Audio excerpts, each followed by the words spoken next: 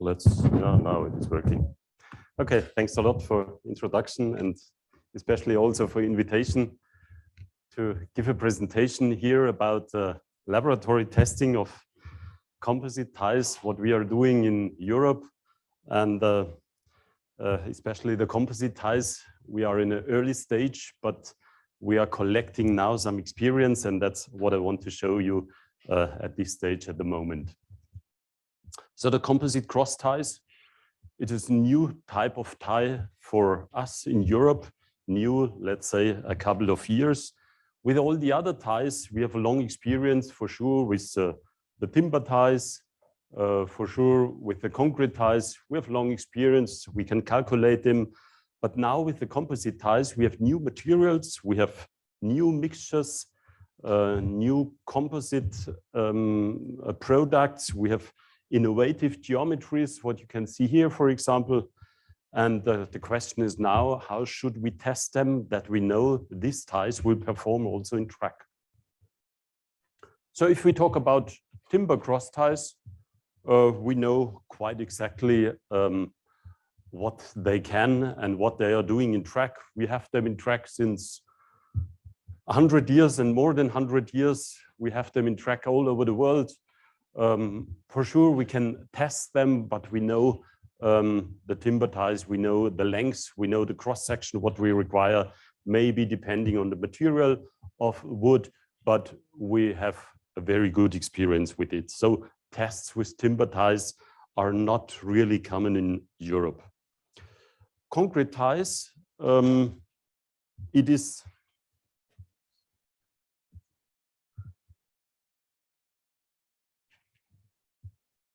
concrete ties, it is also a tie what we are knowing quite well. We know them since the 50s of the last centuries. We have them, especially in Europe, most of the time in track. Actually, I would say 90% of new ties what are installed in Germany, for example, are concrete ties. So just a few amount of all the other ties are maybe steel, or maybe wooden, or are maybe composite ties, but most of them actually are the concrete ties. There we have different tie types, not only one type, different lengths, different sizes. We can calculate them, we have standardized them. We know them from the European standard, you know them also in the EUREMA standard. We know how to test such a concrete tie. So also with the concrete ties, we feel quite well experienced. The question is now, what are we doing with the composite ties? We need the composite ties now because we have to replace our timber ties all the time. And for the next 1.5 years, we are allowed to use timber ties with the creosote treatment in Europe. But in the year 2024, we are not allowed to use anymore this creosote timber treatment due to environmental conditions. So we need an alternative. We have no alternative for treatment of timber ties. So the question is either we will use these ties without any protection, so maybe for 3 or 5 years, not more. This is the maximum what we can use them, or we find another material. This is the reason why there is a lot of development actually on composite ties, different manufacturers, different sizes, different materials. And now we have no standard how to test these ties. So the question is, if we want to like to test them, do we test them like a beam? For example, we support them directly on a mat, and so we get a little bit the deflection of such a composite tie. We support them maybe just in the area underneath the rail. For sure, we'll get the bending of such a tie, and this is not a problem if we get this bending because it's not a stiff tie. And initially, we started to test them quite comparable to a concrete tie because we didn't know anything else. So what can we do? We take the bending moment, what is required, and we test it the same what we have seen. But is this the right way to do it on this way? So we started in the year 2008, and 2008, the first ties were tested. You see a fiber reinforced tie, and this tie was tested in a ballast trough. Maybe you see here the small ballast particles in a ballast trough with an angle of the loadings. Also, this type of tests are done here in UITC. And but this test is more or less a fastening test. So we check whether the fastening system is working and what is the bonding of all the elements here with the tie, but not especially the tie design itself. We loaded them with standard axle load. This is the standard axle load in Europe, in Germany, for example, 22.5 metric tons. And so we tested initially according to these facilities. And we did it maybe in a negative moment tests and the negative. So we saw the bending behavior. We checked the E-modulus of these ties. We got more and more experience. What is the behavior of such a tie and the material? At least we tested them until the failure. So we get a big bending here. We get a failure. The failure was not a tensile strength problem. Most of the failures we saw at the area where we introduced the load, and it was more or less a compaction problem than a tensile bending problem. We did the same in dynamic tests, for example, here in the rail seat area, but also here we need high forces, and these high forces gave us problems in the area where we introduced this force, but not really the problem with the design of the tie itself. But we were quite happy. We could install them and we put them in track. And in the year 2016, 2017, in this winter, we had a gauge problem in track. What was the reason? Normal gauge in Germany is 1,435 millimeters. And at a temperature of 10 degrees Celsius, we should have this gauge.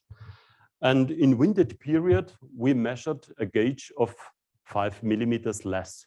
And the requirement of our smallest gauge in Germany is exactly this gauge with 1,430 millimeters. So we were at the position that we had to close this track, and we stopped further installations of composite ties, because first we have to check what is the reason for this. Why do we get now narrow gauges? And is it the material, or we have to investigate the reasons for this, what we have seen. And together with Deutsche Bahn is infrastructure provider in Germany, with EBA. EBA is the Eisenbahnbundesamt. It is the approval authority for components in railway lines. And our university, we developed a new document how to test composite ties, and especially now the temperature behavior of these composite ties. You see the German version here, and this is a version what was developed. Now we have the version 8 since the year 2018.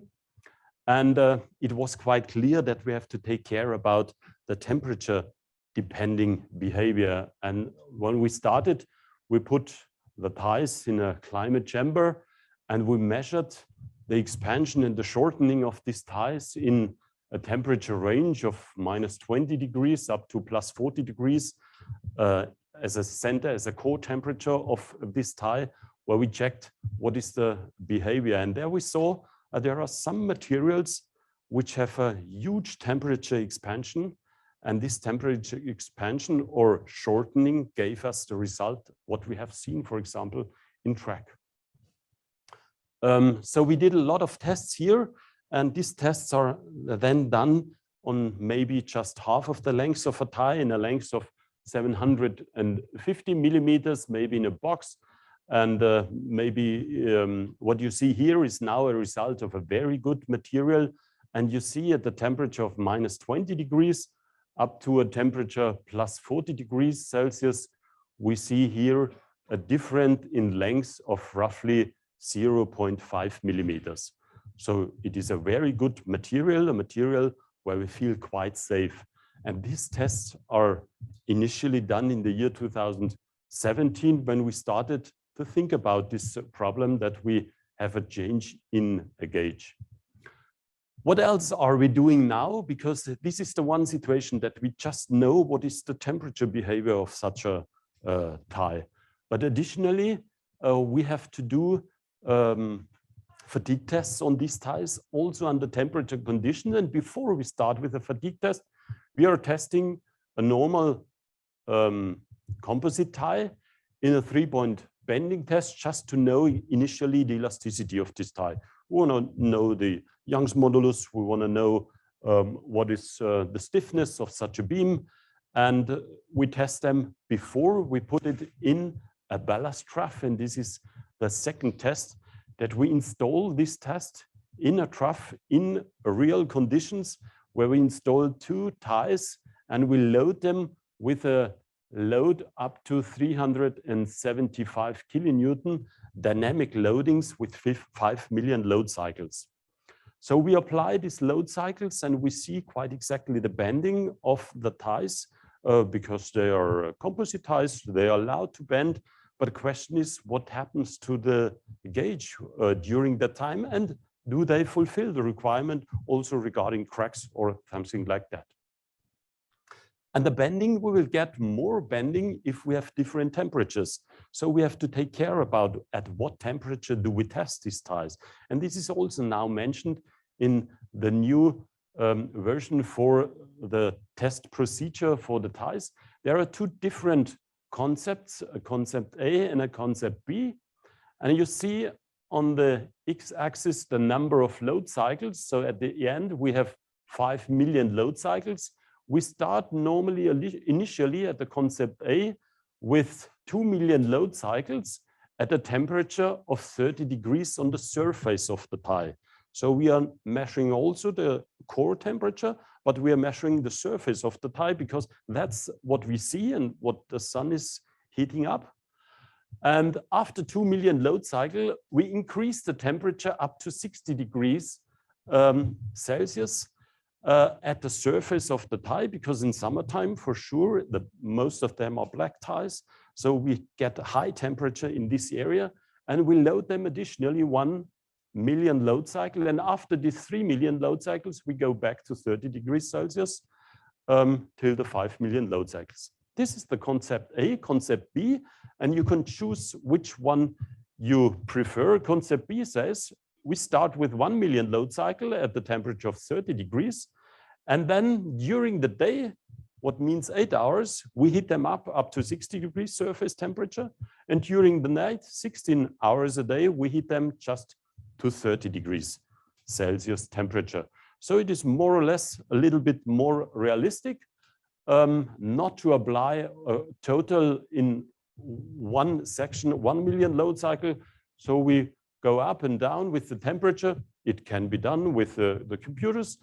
And at the end, we also have to apply 5 million load cycles.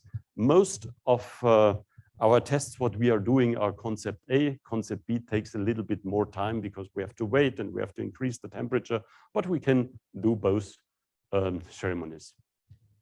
So what are we doing after these load cycles? We are checking what is the change reasoned by the dynamic loading. What is the change in rise? So it means the bending of the tie itself. So we get a little bit change and we check them immediately after we stop the test, 1 day later, 2 days later, and 3 days after stopping the tests. And we see what is now the rise. Maybe in this situation, there was no change, nearly no change. And we are measuring the gauge. What is the difference in gauge? Reasoned now by these 5 million load cycles, because the 5 million load cycles, so maybe we get a big change in gauge. And also at this tie, this is an example of a tie, we see a very good behavior with nearly no change of the gauge. So in total, we have to take care now what happens to this tie, because we have to superimpose now the load-related and the temperature-related change in gauge.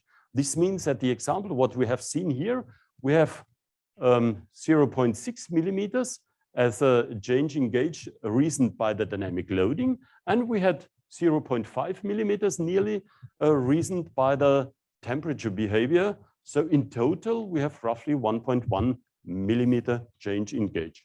This is a very good performance of the tie, a very good tie.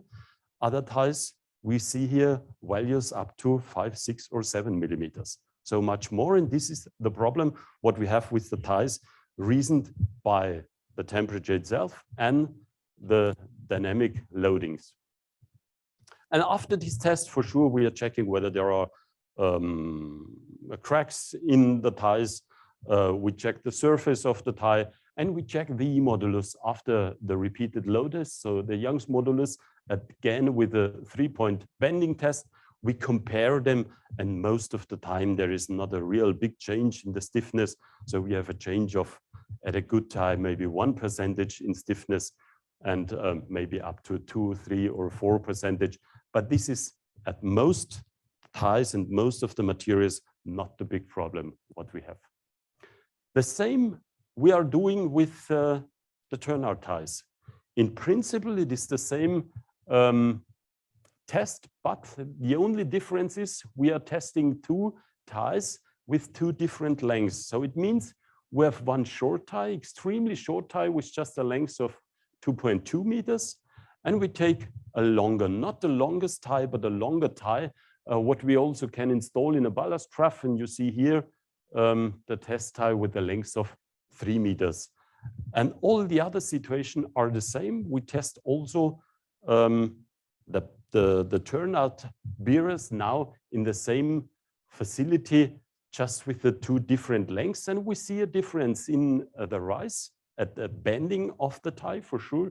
If we have such a long tie or if we have a short tie, the center negative bending is much more at the shorter ties.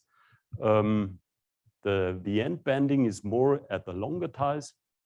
And at the end, we have to take care of what happens now and what are the requirements, what they have to fulfill.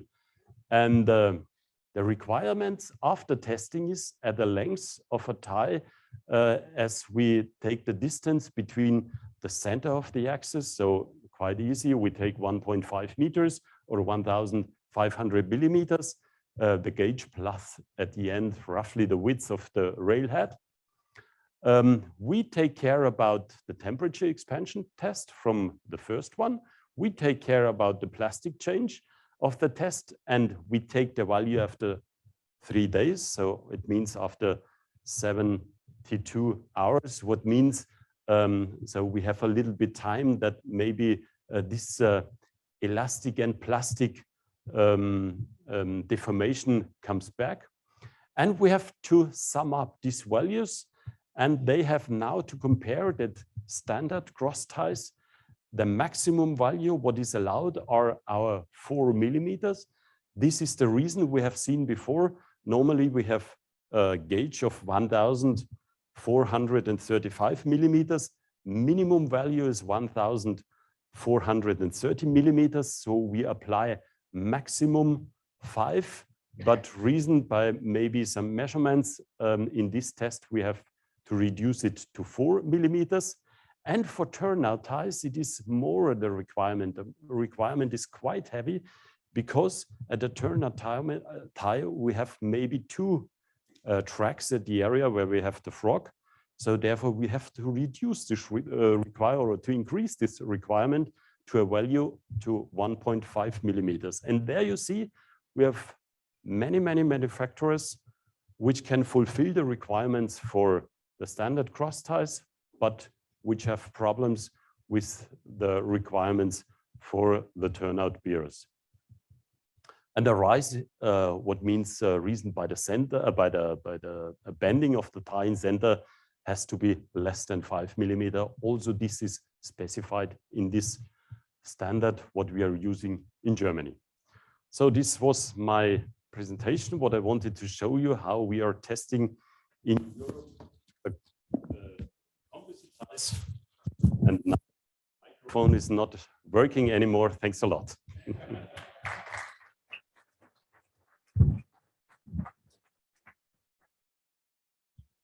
Any questions? Yes, sir. During your testing, you said temperature 30, 40 degrees Celsius. From -20 up to +40. Okay, and you didn't see any cracking due to being close to the black temperature? Sometimes we see cracking, yes. And this is exactly what we have to check now, because there are materials which have no problems with temperature and high and low temperature values, but these are the values what we have in Europe. So we have to take care about these values. There was another question, yes? I think my question is similar to the gentleman's question. So we said -20 to +40 degrees Celsius. So the gauge difference was 4 to 5 millimeters. Yeah, this is the measurements what we have done in track. But if we have to take care about the gauge difference, we just take 30 degrees because our normal temperature for installation, the calculated normal temperature, should be 10 plus 10 degrees Celsius. So in summertime, we go up at a core temperature of the tire up to maybe 40 degrees. And in wintertime, we come down to -20 degrees. This is the calculation. And from the medium temperature, when we install the tire with a gauge of 1435, we think we have the 10 degrees Celsius. If we are installing the tire at 20 degrees Celsius, we have to apply the gauge according to the temperature difference. And we have to know what happens to the tire reasoned by higher or lower temperature.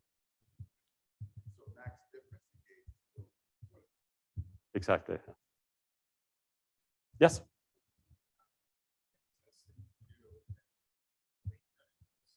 I can't understand you.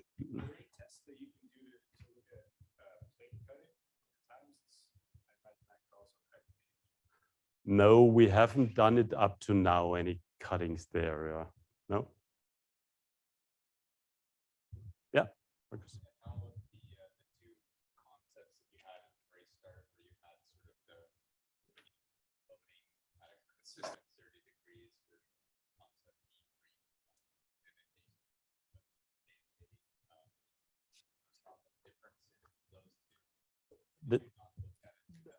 The results are quite comparable. So sometimes there are manufacturers, they prefer to have a time when they can cool down the tire in between during the test. And they're a little bit afraid that the material doesn't fulfill the requirement if they get 1 million of load cycle the desired temperature. But at the end, I'm not quite sure, but according to the experience of the tires, what we have tested now, and I think we have tested 30 or 40 types of tires up to now, there is no difference if you choose concept A or B. Marcus. Can you speak to the fastening system test? I saw a lot of screw spikes. Are you using cut spikes, or how are you testing like a 3/4 side? Sure. Additionally, we are doing a fastening test, quite sure. But this is just a normal test, what is applied in the European standard for fastenings with composite tie. And depending, but we in Germany, we only use the screw spikes. Good. Thank you very much.